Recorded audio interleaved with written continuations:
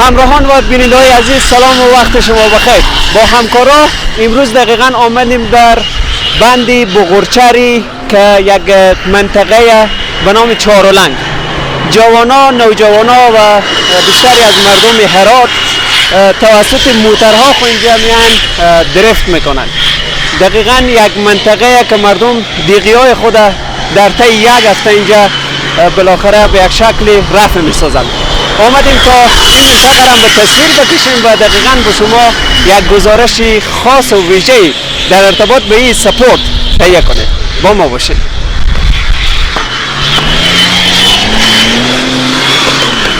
صحبت کن.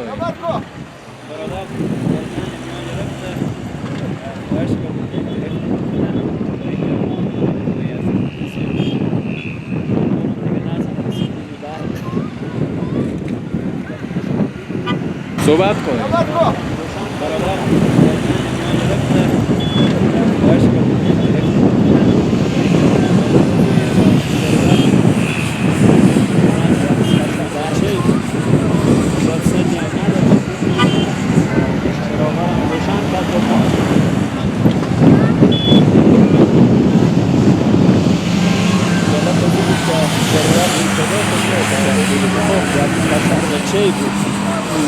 سنی هم نداشت و تشکر از اینکه خواهش می‌کنم.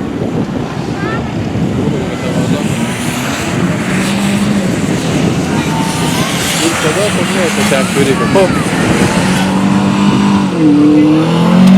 باش نزدیک شد دست. بگو تمازان.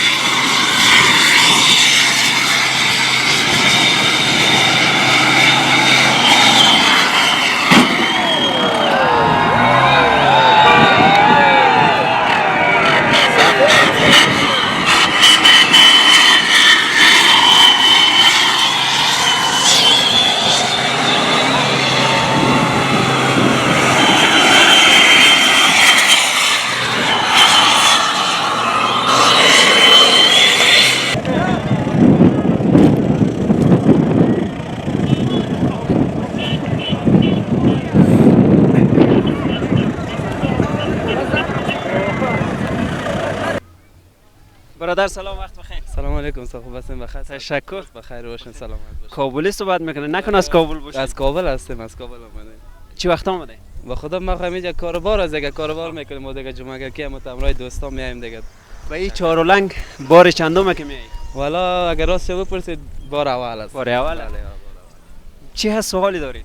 با خدا حس خوب دارم به خاطر که دوستای من، دیوالای ما، هموطنای ما میاین از هر ولایت اینجا مقصد یک ساتری میکنن، بسیار برشان لذت بخش هستند دیگه نمید ایسا حالا خبره. برای دیدن اومدین یا برای درفت کردن؟ والا اگر درفتم کردیم، دوستا درفتم کردن، ولی یا دیگه با دیدن اومدین جان هاست. بله.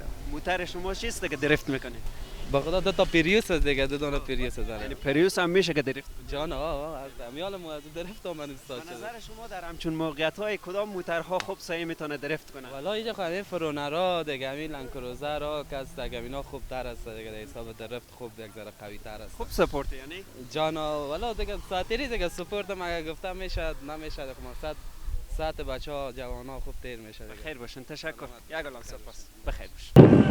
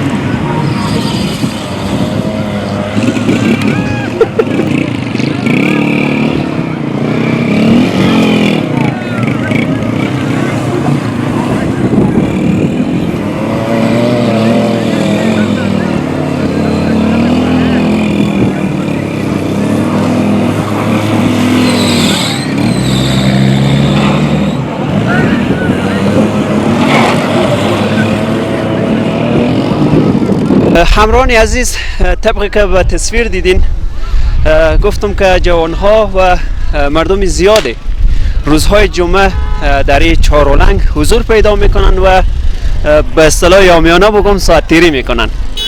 هوای امروز بی نهایت یخه و من دارم از خنکی میلرزم و در کل فکر کنم تا ناوقتای شب در اینجا هستن و بالاخره ساعت تیری دارن و درفت دارن.